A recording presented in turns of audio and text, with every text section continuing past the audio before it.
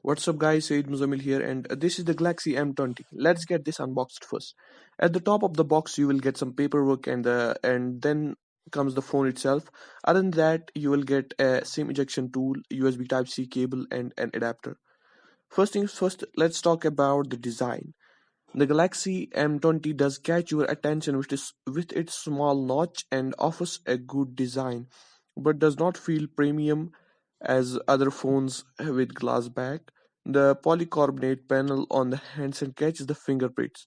This device comes in two colors, ocean blue and charcoal black. It's having an Infinity V design display, and towards the right you will find the power button and volume keys, whereas on the left side is home to an ejectable tray. What is really interesting is the fact that this tray has dedicated slots for two nano SIMs and a micro SD card. At the bottom, you will find the Type C port sandwiched between a 3.5 mm audio socket and speaker grill. On the rear, you will find dual camera setup accompanied by an LED flash and an oval shaped fingerprint reader. The display, the Galaxy M20 comes with a stunning 6.3 inches Infinity V display. It is nearly bezel-less edge-to-edge Full HD plus screen which gives you immersive viewing experience.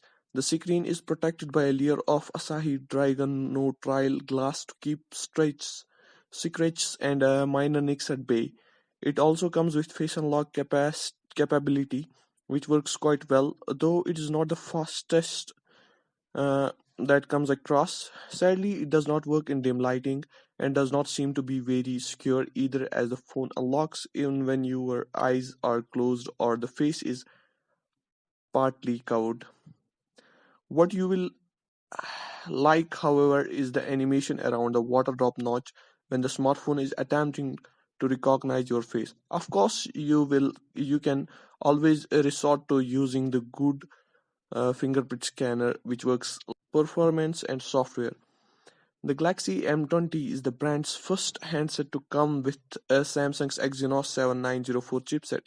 The new 14 nanometer chipset has been built for emerging markets and comprises of two big Cortex A73 cores running at 1.8 GHz and six little Cortex A53 cores turned at 1.6 GHz. However, the spec sheet is not built for power users. In fact, the new Exynos chipset is weaker than the Snapdragon 636, as Qualcomm's Snapdragon offers 4 performance cores while Samsung's Exynos chip only offers 2 performance cores.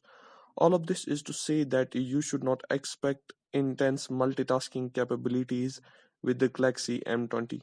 The Galaxy M20 ships with Android 8.1 Oreo with Experience UI 9.5 on top, which is disappointing as we were hoping to see new device in 2019 to run Android Pie out of the box. Samsung has confirmed that the Pie update will roll out to the M10 and M20 in August, which is a while away. For now, consumers will have to make do with Experience UI 9.5 rather than One UI. The camera. The M20 comes with a real dual camera setup with a 13 megapixel primary sensor with f1.9 aperture and a secondary 5 MP ultra wide angle sensor with f2.2 aperture.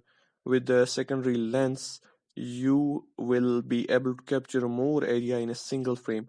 The camera app lets you switch between the standard field of view and an ultra wide field of view with a simple tap. The 8 megapixel selfie camera does a decent job at capturing colors and facial features, but it tends to blow out the background quite a bit. The live focus bokeh feature also does a decent job at separating the subject from background, offering pleasant selfie portraits. Last thing is the battery. Battery is the best thing in M20. This is the first Samsung phone to come with a massive 5000 mAh battery.